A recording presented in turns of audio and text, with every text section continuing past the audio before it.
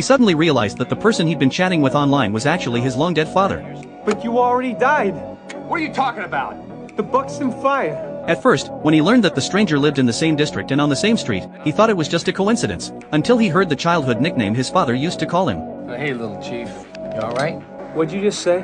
I said sorry about that. My kid just came in. You call your son Little Chief?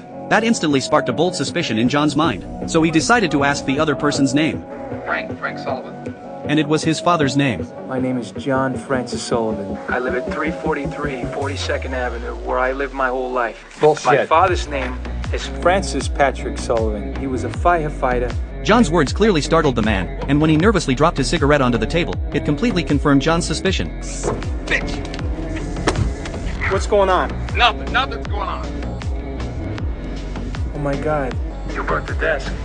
I can see it. John suddenly remembered that his father, a firefighter, had died in a rescue mission 30 years ago. If he could somehow use this old radio to save his father back then, maybe their family could be reunited. The Buxton fire.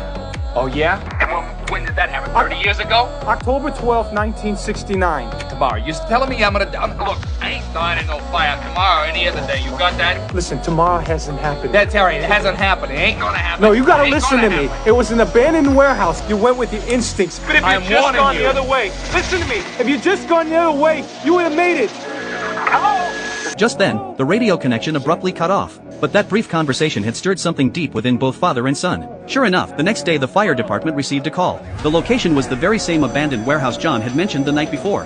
We have a 3 and 2 response, ladder 93. Your first due, box 280, is reported to be an abandoned warehouse at the foot of Water Street and 3rd. Frank couldn't help but worry whether he was truly destined to die in that fire. His face was full of unease on the way to the scene. After a brief inspection at the scene, everyone was just starting to feel relieved that no one had been hurt when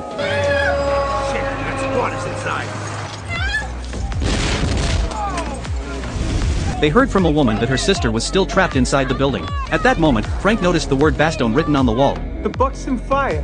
But he still chose to rush into the burning building to save her. Soon, he found the unconscious girl, but just as he was about to use the ladder to evacuate, What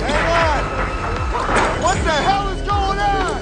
Frank, the ladder's jammed! The ladder's jammed! Frank, you gotta find another way out! forced to look for another way out. But just as he hesitated over which way to go, he suddenly remembered what John had said the night before. If you'd just gone the other way, you would have made it. He decided to take what any trained firefighter would call a dead end. Sure enough, at the end of that passage, he found a delivery chute.